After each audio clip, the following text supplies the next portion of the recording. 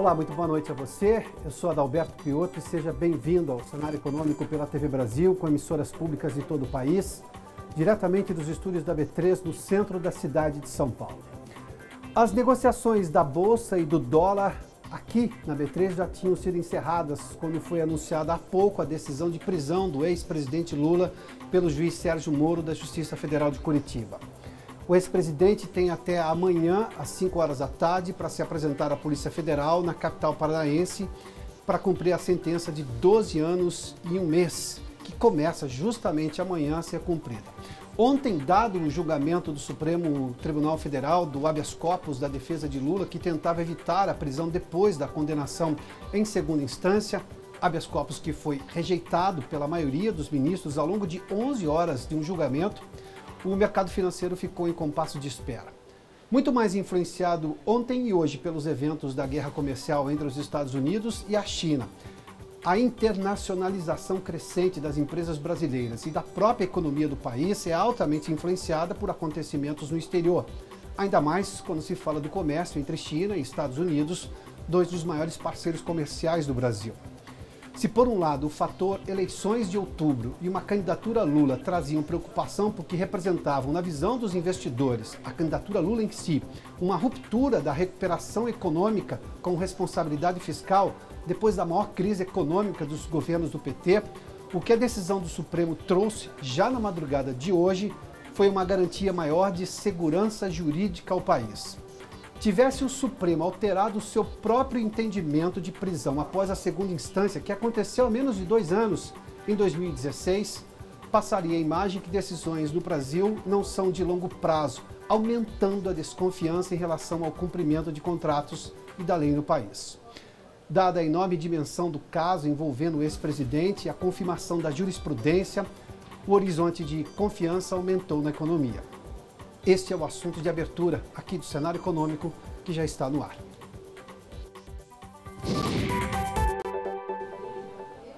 Os mercados tiveram reação ponderada sobre a decisão do Supremo Tribunal Federal, que manteve seu entendimento de cumprimento de prisão para condenados em segunda instância, o que leva o ex-presidente Lula à cadeia a partir de amanhã, com a rejeição do habeas corpus e a decisão anunciada há pouco pelo juiz Sérgio Moro. Nós começamos com os números do Ibovespa, que fechou há pouco. A gente tem ali, olha, o Ibovespa hoje operou em alta, sim. Ontem nós tivemos um Ibovespa muito mais acanhado, boa parte do dia ficou no negativo, embora tenha resultado uma leve alta no final do dia. Mas hoje uma alta, assim, de 1,01% a 85.209 pontos. A gente vê exatamente aquele gráfico de cima, ou seja, hoje foi um dia todo no positivo do Ibovespa. Um detalhe em relação a ontem. Hoje também no cenário internacional, já há ali um esfriamento dessa guerra comercial, pelo menos sinais de que a guerra comercial dos Estados Unidos com a China pode arrefecer um pouquinho, e isso influenciou justamente nisso. Também, evidentemente, a decisão da Justiça brasileira ontem do Supremo Tribunal Federal. Mas vamos dar uma olhadinha agora no dólar. O dólar teve exatamente essa reação. Ontem o dólar fechou em R$ 3,34. Hoje abriu em queda. Chegou a R$ 3,30 logo às 9 horas, quando abre o mercado de câmbio. Oscilou durante o dia, na verdade subiu durante todo o dia, 3,32, por volta de 11 horas da manhã, um pouco mais próximo do meio-dia, 3,33, e depois, durante toda a tarde, ficou praticamente ali nos R$ 3,34. Se a gente olhar para esse gráfico, a gente mostra claramente que essa decisão da Justiça não teve influência no mercado de dólar. Como se boa parte do noticiário ontem econômico fazia essa menção, dizendo, com o julgamento do Supremo Tribunal Federal do habeas corpus do presidente Lula, do ex-presidente Lula, levou o dólar ao maior patamar desde aquela crise de maio do ano passado. Na verdade, não é exatamente isso que provocou, porque a gente viu hoje, embora tenha aberto embaixo, o dólar fechou ali com uma leve oscilação positiva ainda. Estável, se comparado a ontem, mas uma leve oscilação positiva. O dólar está influenciado ainda pelas questões externas, sobretudo as questões externas, ou seja, uma guerra comercial entre dois gigantes da economia, Estados Unidos e China, traz exatamente problemas a vários países do mundo. Ou seja, há um xadrez ali comercial que não se sabe exatamente qual a melhor jogada do momento e, portanto, os países todos estão, nesse momento, em compasso de espera para saber exatamente qual vai ser a repercussão em cada uma das commodities, por exemplo. E o Brasil é um grande produtor de commodities. O dólar normalmente é a moeda de proteção. num momento de, digamos, um prenúncio de uma crise comercial envolvendo justamente os dois gigantes do mundo, o dólar passa a ser a moeda de proteção e há uma aposta. Evidentemente que tem um pouco ali de capitalização em cima de um risco, óbvio que tem de especulação, sim, mas ali tem também um ingrediente muito forte de proteção numa moeda, uma moeda que compra qualquer coisa no mundo inteiro, que é exatamente o dólar. Bom, a gente tem um outro gráfico ainda do dólar. Exatamente, só para você ter uma ideia da evolução do dólar nos últimos 30 dias, pouco menos de 30 dias ali. Isso demonstra claramente que essa evolução do valor do dólar, ou seja, uma valorização do dólar frente ao real, é um fenômeno que não estava ligado à decisão da justiça ontem. Essa é uma outra prova ali, estatística. Se a gente olhar ali no dia 7 de março, o dólar estava em R$ 3,24. Ele teve durante todo esse mês, muito motivado justamente por essas questões internacionais, um comportamento de alta, até chegar aos R$ 3,34 de ontem e de hoje. Ou seja, o dólar estava subindo não por decisões da justiça, porque nós tivemos duas reuniões do Supremo que trataram desse assunto. Uma antes do feriado de Páscoa, na semana anterior ao feriado de Páscoa, e a decisão de ontem, que terminou na madrugada de hoje. Mas o dólar está refletindo justamente questões comerciais, sobretudo dessa guerra da sobretaxa do aço e do alumínio pelos Estados Unidos, da importação de aço e de alumínio, e depois toda a reação chinesa que nós vimos também sobretaxando vários produtos americanos. Ou seja, ali é uma questão meramente internacional, muito mais internacional do que doméstica esse comportamento do dólar nos últimos 20 e poucos dias, conforme a gente viu nesse gráfico ali, o que demonstra claramente que ontem esse noticiário, que boa parte do jornalismo econômico divulgou, não tinha muito lastro nos fatos. Os fatos estão exatamente apresentados nesses gráficos que nós mostramos há pouco ali. Vamos falar de economia agora do dia a dia, né? Das coisas que estão acontecendo, porque a produção de veículos no primeiro trimestre de 2018 cresceu e atingiu o melhor resultado para o período desde 2014. O balanço foi divulgado pela Anfávia, a Associação das Montadoras. Nós vamos conversar com a Vanessa Casalino, que tem esses números, e os números são impressionantes. Vanessa, boa noite, bem-vinda. Oi, Piotr, boa noite, obrigada. Nos primeiros 3 meses do ano, a alta foi de 14,6% na comparação com o mesmo período do ano passado. Foram fabricados quase 700 mil veículos, um crescimento acima das expectativas, na opinião da Anfávia, que considera o resultado positivo próximo da média dos últimos 10 anos. Mas, apesar disso, a entidade afirma que há ociosidade nas fábricas de cerca de 40%, principalmente para caminhões. Considerando apenas o mês de março, o crescimento foi de 13,5% em relação ao mesmo mês de 2017. Já o volume de licenciamentos continua abaixo da média dos últimos 10 anos, que é de cerca de 700 mil veículos. As exportações mantiveram um bom desempenho no período, mais de 100 mil veículos mandados para fora do país, aumento de 3% em relação ao ano passado. Ainda de acordo com a Anfávia, algumas empresas já têm discutido o aumento de turnos, uma decisão que é tomada quando há confiança de que o mercado vai ser positivo, Piotr. Muito obrigado, Vanessa. A Vanessa fez menção a duas coisas. Uma coisa é a produção e, evidentemente, também a exportação que está em crescimento. Mas quando se fala em licenciamento, é compra e uso do carro aqui no país. Porque para usar um carro você precisa licenciá-lo, ou seja, torná-lo legalmente apto ao uso dentro das cidades brasileiras. Tem que se colocar nesse ingrediente aí um licenciamento menor do que nos últimos 10 anos, porque mudou completamente o comportamento de boa parte dos consumidores em relação a ter carro próprio. Muita gente abandonou o carro para usar transporte público nas cidades onde isso é bastante possível. São Paulo é uma cidade onde isso é bastante possível. E, por exemplo, aplicativos de transporte, como são os táxis, o modelo Uber, que tem várias outras modalidades também. Ou seja, há uma mudança de comportamento também que precisa ser levada em conta. Ou seja, não é uma mera questão econômica, nesse caso, dos licenciamentos menores do que em relação aos últimos 10 anos.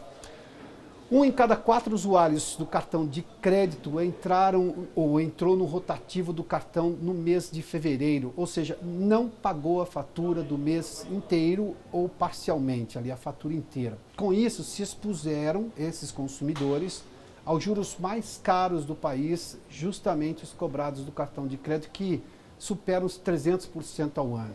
São absurdos, é verdade que são verdadeiramente absurdos, e a gente fala disso com frequência, que é enorme no cenário econômico. Bom, este dado é um dos que são relevantes da pesquisa, indicador do uso do crédito do SPC e da Confederação Nacional dos Dirigentes Lojistas. Embora as pessoas estejam lentamente voltando a contratar crédito, ou seja, comprar a prazo, houve uma redução em fevereiro na comparação com janeiro. Na comparação de longo prazo, ou seja, na comparação anual de fevereiro deste ano com fevereiro de 2017, os sinais são de uma retomada do crédito com a melhora na economia, com aumento, só para você ter uma ideia, em fevereiro do ano passado foi de 36% das pessoas que tomaram crédito. Em fevereiro deste ano foram pouco mais de 40% dos consumidores que foram as compras com pagamento parcelado. Vamos lá, nós temos dados da pesquisa que mostra justamente ali esse uso do crédito no país. O uso do crédito é qualquer modalidade de crédito, não somente do cartão, especialmente nesse caso. Está ali, olha, para a gente ter uma ideia, em novembro de 2017, 36,8%. Se a gente olha para dezembro, e dezembro é sempre um mês de muita compra no país, é um mês quente para o comércio, chegou a 45,9%. Em janeiro não foi de todo ruim não, 42,4%. E agora essa oscilação negativa para 40,7% no uso do crédito. Usar o crédito é pessoas que usaram, por exemplo, o cartão de crédito, o cheque especial, fizeram um crediário numa loja, fizeram um empréstimo diretamente no banco, todas as modalidades de crédito. Aliás, a gente tem exatamente esse outro dado ali. Vamos lá, para a segunda questão. Quando a gente vai falar da dificuldade no acesso ao crédito e essa redução, evidentemente, você precisa se perguntar por que as pessoas não estão tomando crédito. Para as classes C, D e E, elas disseram que em 60% dos casos é difícil obter crédito. 60% dessas pessoas, desses consumidores das classes C, D e E, disseram que é muito difícil obter crédito. No geral, e a gente está incluindo todas as faixas socioeconômicas, para 10,6% apenas, 10,6% das pessoas disseram que é fácil obter crédito.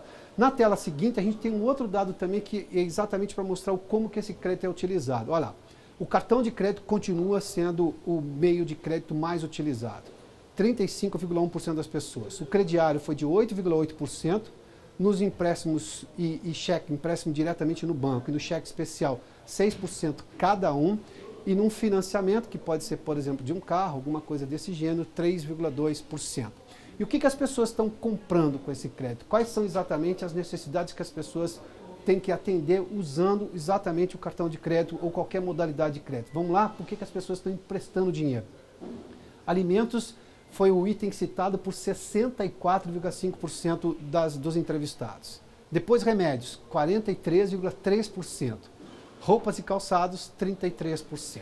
Vamos lá, para a gente levar em conta todo o aspecto. A crise ainda tem sintomas muito fortes hoje no país. Se a gente olhar para tudo isso, as pessoas estão investindo crédito, estão usando o crédito para comprar coisas absolutamente necessárias, exatamente alimentação, remédios e índices de uso pessoal, como roupas e calçados. E o índice de preços ao consumidor, classe 1, subiu agora em março após uma ligeira queda em fevereiro. O indicador medido pela Fundação Getúlio Vargas é usado para mensurar o impacto da movimentação de preços entre famílias com renda mensal, entre 1 e 2 salários mínimos e meio.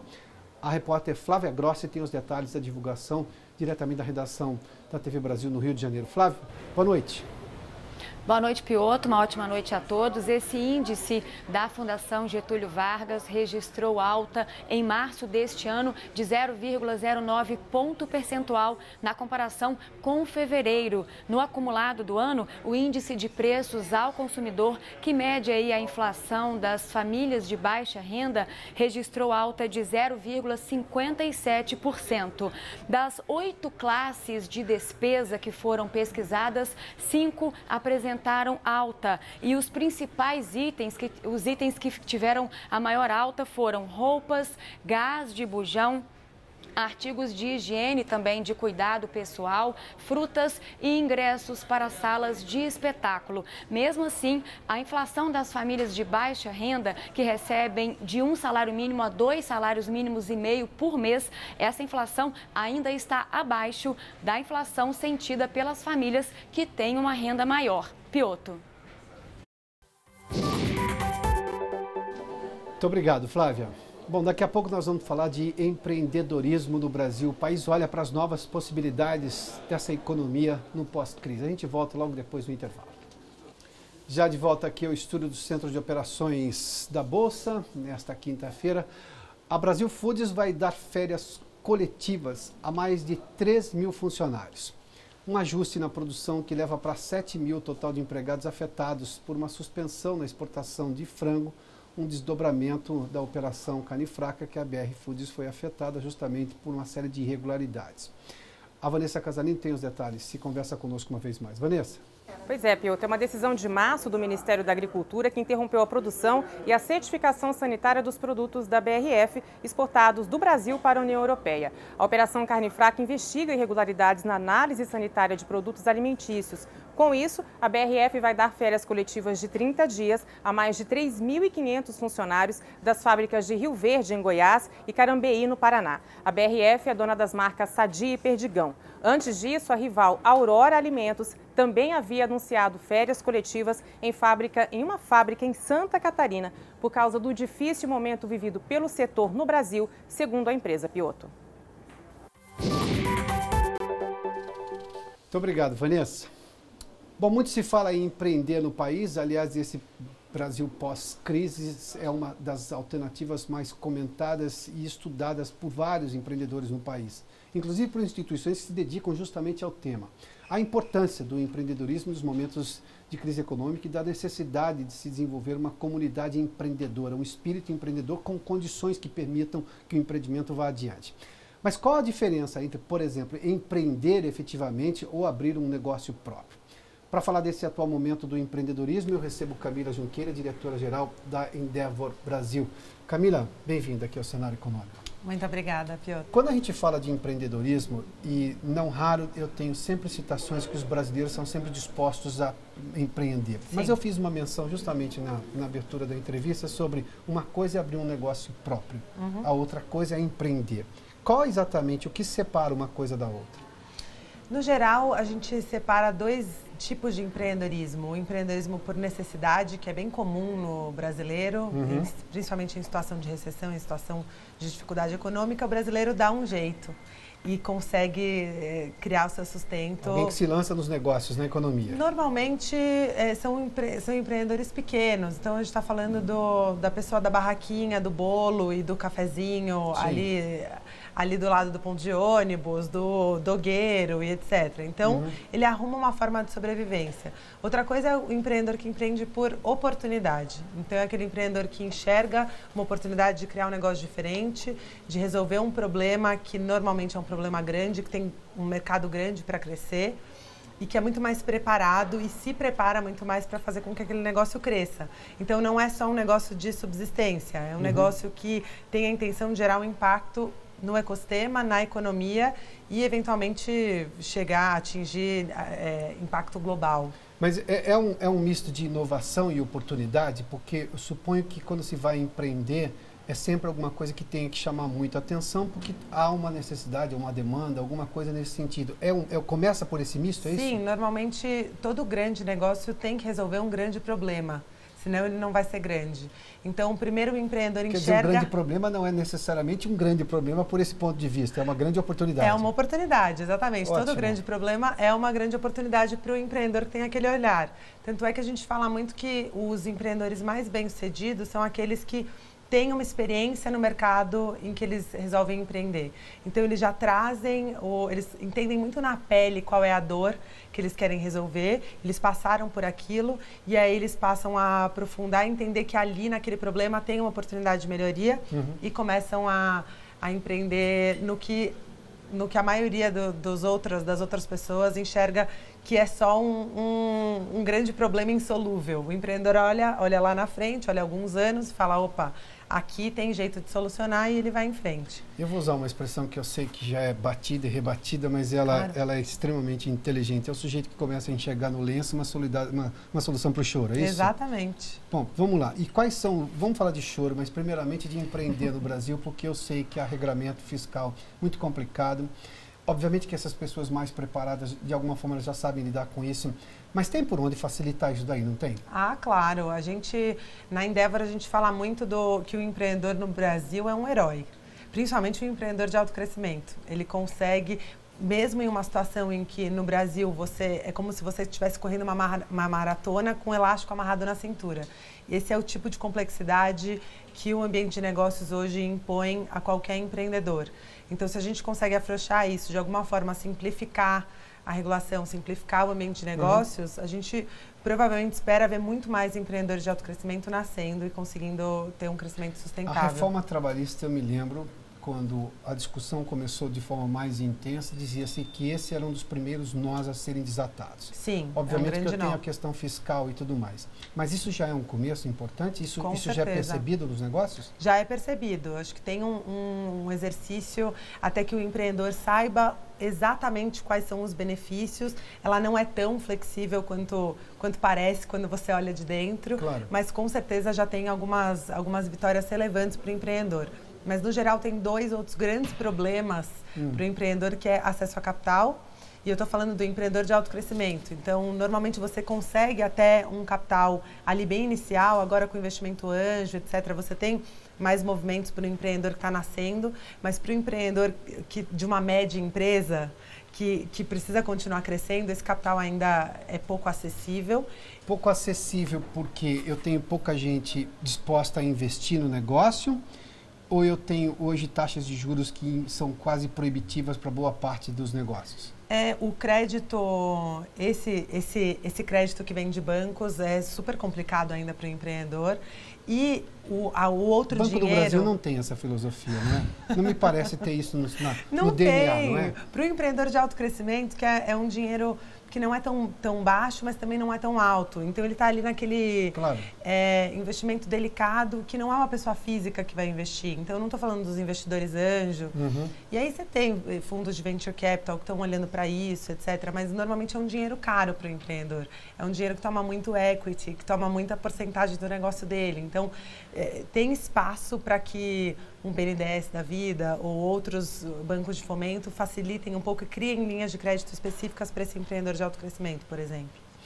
Isso talvez seja por essa razão que a gente não vê grande divisão, ou melhor, participação ou trabalho conjunto de pesquisa de universidade com o setor privado. Só as grandes coisas são incorporadas por grandes empresas porque elas não passam por essa dificuldade. Porque quando a gente olha para o mercado americano e alguns países europeus que têm essa lógica do desenvolvimento de qualquer iniciativa, eu facilito a vida de quem quer empreender, normalmente as escolas são sempre o suporte intelectual, ou abertura ou de continuidade de pesquisa naquela área, porque tanto o empreendedor quanto as escolas começam a ter financiamento, e financiamento acessível. Sim. Acessível em tomar e acessível do ponto de vista de continuar, porque a taxa de juros é bem razoável. Sim. É isso que nós temos, esse é um nó no Brasil.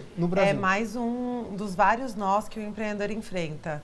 Essa relação universidade-empresas, ela ainda não existe, muito porque as universidades precisam de mais investimento para ter estruturas de inovação mais robustas e conseguir fazer essa ponte com grandes empresas e com até médias empresas, que é o caso dos empreendedores que a gente apoia.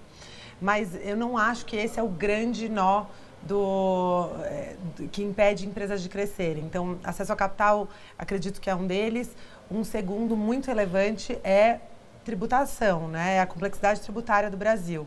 E aí eu não estou nem falando que os empreendedores não estão nem reclamando necessariamente da alta carga tributária, que obviamente é uma questão, mas no geral de não ter clareza das regras do jogo, que mudam o tempo inteiro, você tem obrigações acessórias mudando o tempo inteiro, então o empreendedor... segurança fiscal, jurídico-fiscal, é isso? Ele tem que ter uma estrutura gigantesca de algumas pessoas na empresa só para conseguir navegar pelas mudanças tributárias que acontecem o tempo inteiro no Brasil.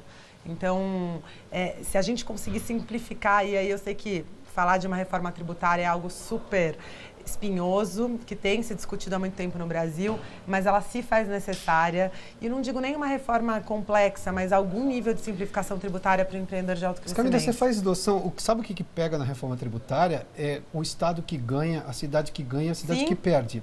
A simplificação não seria um problema. Se a gente começasse pelo assunto da simplificação, que acho que junta todo mundo, que todo mundo vai ganhar lá na frente. Não é nem discutir a quem ganha e quem carga. perde. Porque eu me lembro da discussão do ICMS, foi a mais polêmica de todas. Agora, a simplificação, todo mundo poderia, porque qual é a diferença de simplificar? Tem uma questão de qual cidade ganhar mais e menos, porque essas mudanças também, elas às vezes têm a ver com uma mudança de qual município que vai receber aquele tributo. Então, é um assunto mais complexo, mas que a gente está começando a tatear e vai trabalhar para ver uma simplificação tributária acontecer. Como é que a Endeavor auxilia esses empreendedores que de alguma forma são assistidos pela Endeavor nesse momento, levando-se em conta essa realidade brasileira que você já definiu tão bem? Sim.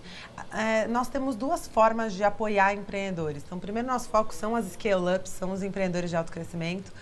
O nosso coração do nosso trabalho é o apoio direto a empreendedores. A gente consegue apoiar um número limitado de empreendedores, mas aqueles que geram maior impacto na economia. Então, hoje a gente tem um dado, que inclusive a gente tem em parceria com o IBGE, essa pesquisa, que é que menos de 1% das empresas no Brasil são as empresas chamadas de alto crescimento.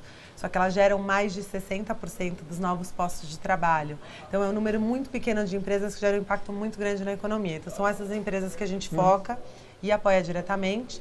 E tem um outro lado que é isso, um apoio indireto aos empreendedores, que é uma mudança efetiva em políticas públicas para facilitar a vida e o ambiente de negócios de qualquer empreendedor. Então, a gente trabalha nessas duas frentes, um apoio direto a empreendedores de alto crescimento e um trabalho para mudar políticas públicas. Tanto em regulação como de crédito, essas coisas todas. Sim, acesso a capital, simplificação tributária e regularização de empresas.